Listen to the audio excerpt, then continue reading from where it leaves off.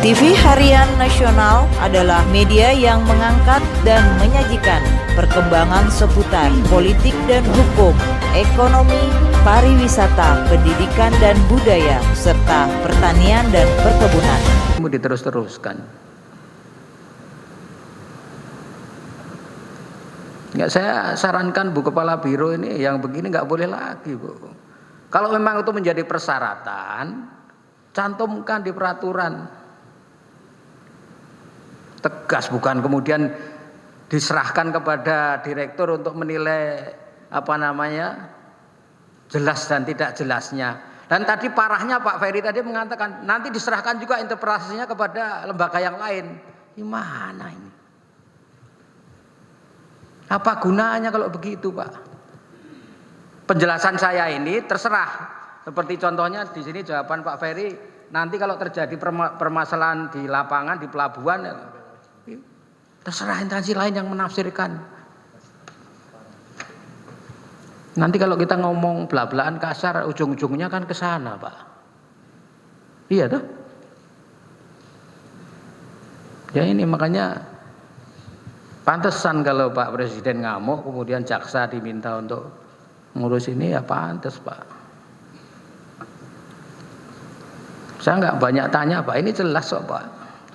Apa maksud dibikin aturan-aturannya begini itu? Tapi kalau nggak ada kesadaran sejak sekarang untuk, kan sering jadi guyonan. Kalau mudah kenapa dipersulit gitu loh?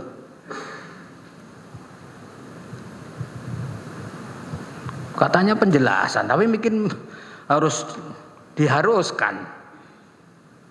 Orang yang udah jelas dibikin harus jelas, harus minta penjelasan, kan logikanya kan nggak nyambung. Dan contoh ya, dari BAP ini semua surat penjelasan itu sama, Bu. Kalimat-kalimatnya sama persis. Dan Pak Ferry mengatakan saya tinggal tanda tangan karena sudah ada netnya, Pak ya. Betul. Sejak tahun 2017 sampai 2020 Pak Dirjen yang itu sama kalimatnya, penjelasannya sama. Artinya apa? Kalau satu perusahaan katakanlah sudah pernah baca itu, ya sudah itu cukup, Pak. Tidak setiap perusahaan impor harus minta penjelasan. Pengisinya sama kok. Rujukannya apa ya? Permendak itu adalah mana yang boleh, mana yang tidak. Ketika dia mengimpor kaitannya dengan proyek-proyek negara, kan begitu. Intinya itu toh, Bu. Betul tidak? Izin yang mulia, ya. Surat penjelasan ya. Berdasarkan Permendak 82 ya. Di dalam pasal 22 ya. bahwa pengecualian terhadap impor besi baja itu yang dari A sampai dengan N, yang ayat 1, kemudian yang ayat 2 dari A sampai dengan E, itu berdasarkan Permendak ini tidak ada yang barang tadi untuk keperluan proyek tadi, Pak. Ini ada barang untuk keperluan instansi pemerintah, garing lembaga negara lainnya yang diimpor sendiri oleh instansi pemerintah, garing lembaga dimaksud. Berdasarkan Permendak 82 bunyinya demikian, dan di ayat 3-nya ini harus mendapat penjelasan direktur impor, seperti itu yang mulia, berdasarkan Permendak 82. Nah itu tadi yang saya sampaikan, tuangkan aja di pasalnya yang menjadi pegangan atau regulasi, sudah sifatnya mengatur, Bu, karena sudah masuk persyaratan, Bu. Nah kalau sekarang saya tanya kepada Ibu selaku Kepala Biro, kalau kemudian surat penjelasan itu wajib, kalau tidak menyertakan surat penjelasan tidak bisa melaksanakan impor, apakah itu bukan syarat, Bu? Saya tanya. Kalau Ibu nggak punya surat penjelasan, apa misalkan Ibu sebagai importir, Ibu nggak bisa melaksanakan impor, apakah itu bukan syarat? Saya tidak tahu yang mulia implementasi. Ya.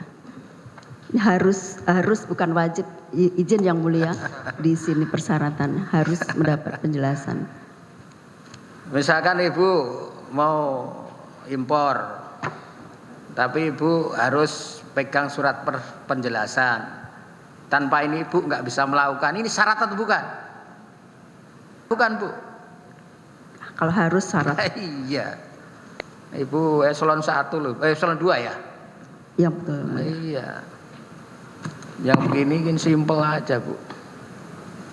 Makanya kalau sudah menjadi syarat, tuangkan saja di dalam peraturan agar menjadi pegangan baik pejabat di internal Departemen Perdagangan maupun para importer yang akan dilayani kan begitu. Oh, jelas ini.